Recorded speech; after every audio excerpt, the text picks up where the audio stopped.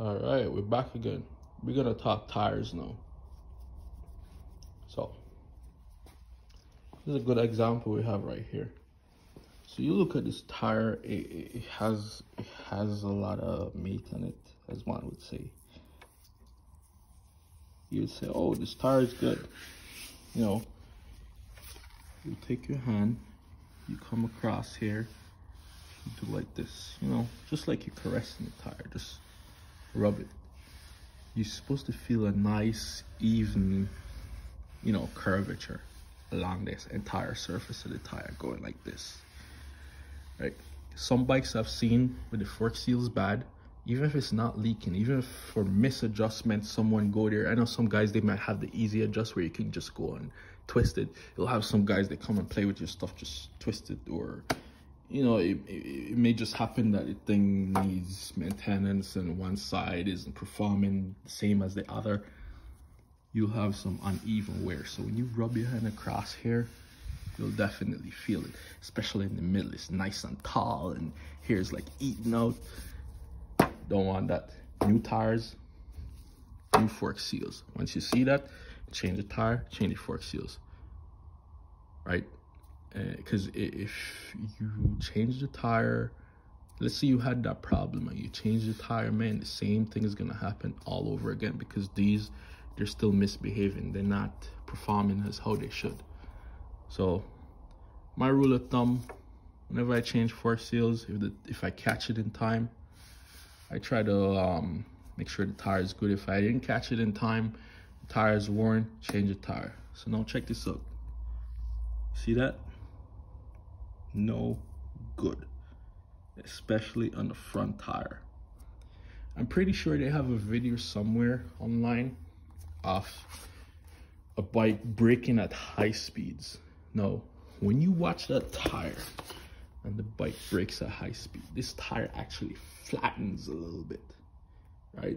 A lot of flexing going on. So once that tire flattens, if it's done like an improper way where it flattens like a way where it's not supposed to, especially this dry crack tire, it's telling me that the walls are basically compromised. So this tire is not going to perform the way it should, right?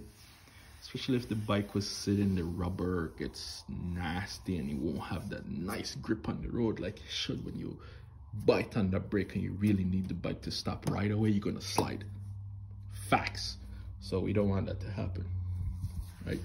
So you got to pay attention to your tire. Even if there's thread, just go around and look in the grooves. Like right here, I know this guy, he needs front tire. No good, right?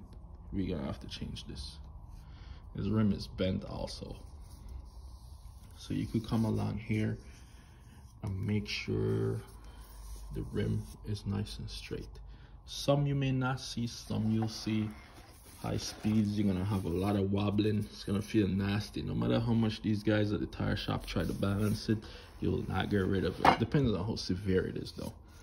Another thing, you bring your bike to change your front wheel, change your front tire.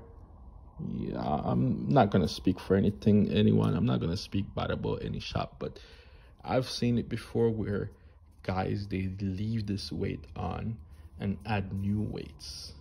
Man, that's nasty work. I don't like that. Make sure when they change these tires, I've done it before where I've changed tires and I reuse these because we're out of weights, but just make sure it's not in the same spot. So that's how you're gonna tell if this wheel is properly balanced. Now, if you have this going on and you have the aftermarket weights where they paste inside the middle right here, and you see this, no good. That's a shortcut. Shortcut was done in your bike. Make sure it's done properly. If they're here, they're not supposed to be on the end right here. It's either or. Either this or the ones you paste on, not two. No good. So, oh yeah.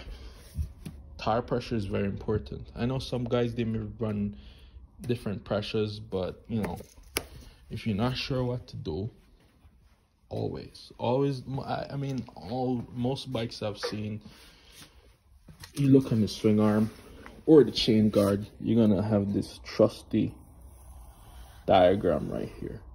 Oh, this will not lie. You go with this, you cannot go wrong. If you don't know what tires to buy, refer to this thing right here. You'll see all the information there. If it's not here, it's gonna be down here in some bikes, or on the other side, or inside the under the seat somewhere. It's gonna have it, maybe close to the color code and stuff like that.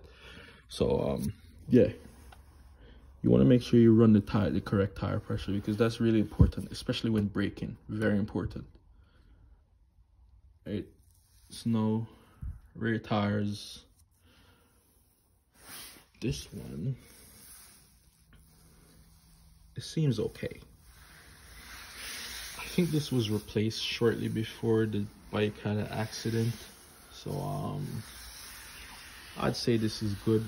I like to rub my hand over this tire as well, just to make sure it's nice and even. I know some guys, if they're new to riding, they're gonna only ride in the middle and not lean the bike much, so you're gonna have a wicked flat spot right here and a lot of meat on the sides. I mean that's okay, man. Don't be embarrassed, because you know why? It's best to be safe, or you know, rather than trying to lean more than you can that you're not ready for and you have an accident. So if your tire's like that, just change it, you know. But don't be embarrassed that your chicken lines, or whatever lines they call it, is not all the way down here. That's cool. You go at your own pace, you do whatever you're comfortable with, because like I always say, it's a two-wheel machine. It's not a car. It's way more dangerous. So you want to make sure everything is within spec, right? So pay attention to the rotation too as well, especially after you get a tire change, because I've seen it before where tires get installed backwards in the rain. It doesn't do its job, because all these patterns are the other way around, which doesn't work, right? So this tire seems to be in good condition, so I'd leave this one alone. It's a little bit low on air. I mean, I can squeeze it and tell, but the best way to do is to use that tire pressure gauge. You don't want to overfill it either, because once you overfill that tire, you're gonna mess with that suspension, right? It's gonna be hard on the suspension, especially when you go over the bump. But check this out. Another rule of thumb, you want to tell, smack that tire, and just the sound alone, you could tell the air is not, it's low on air. But like I said, it's not recommended to check it like that. Just do it by the book, get a tire pressure gauge and screw it to the thing. Oh, another thing I want to address too, not my bike, it's your bike, but I'm here purely for advice. I've been in this industry for years, and I've seen a lot of stuff happen. I've seen them with some fancy lights. I really think they're cool. Not gonna lie to you. I like seeing them in the night when the bike's riding. It's like a circular light. It's really cool. But man, these things are heavy and they're long. You have a rotating mass, and you have this long thing sticking out. It's gonna rip your valve stem right off. I've seen it many times where guys will screw this monstrosity to the end that lights up, and then high speeds, before you know it, that valve stem just do like this, whoop, bye, gone. So best thing to do is to not do that. If you want LEDs that bad on your wheels, they have kits where you can install them right here, and it'll have that same cool effect rather than a new valve stem. Leave that valve stem alone. Don't put anything on it. And make sure when they change a tire, this valve stem gets replaced. I always replace them. Every single time I change a tire, these get replaced. No matter if it's in good condition, I still replace it, because then again, that's preventive maintenance. You can't say, oh, you know, I didn't replace it, then next thing you know, you change the tire, you go down the road, or maybe a couple months after, it rips off. You're like, oh man, I should have changed it. And you know why? You got to spend labor twice. If you're not handy, if you don't have the tools to remove the tire, you're going to use labor twice, pay labor twice just to mess with this thing. So make sure that's replaced. And if you bring it to a shop, just say, hey, you know, can you replace my valve stem? You know, try to do it in a not insulting way, because I know some shops, they automatically do it. So you don't want to make anyone feel bad. So, you know, just kindly request to through that valve stem, or you just, after you get your bike back, you just peek at it. But it's best to do it before so that there's no problems after. You don't have to be waiting on your bike for any other reason. When it's done, it's done. You pick it up, you ride, you go. So oh yeah, one more thing. The chain. This one is bad. This video is not about the chain, but this chain is gonna get replaced. So let's say you had the bike on the stand, you're performing your maintenance where you lube that chain. Be very careful. Be very careful with the lube. Lube the thing properly. Get the right kit. Spend your money, get the right kit. You spend good once, you never have to spend again, or you won't have any problems. So check this out. Let's say you buy your let's say your chain is in dirty condition. You have your stand, you buy your kit where it has the degreaser and it has the lube. So you degrease the thing first and follow whatever procedure they instruct you to do and clean the chain. But the reason why I started pointing this out is because I've seen it before where the chain gets excessive lube, like way more than necessary. And you know what happens?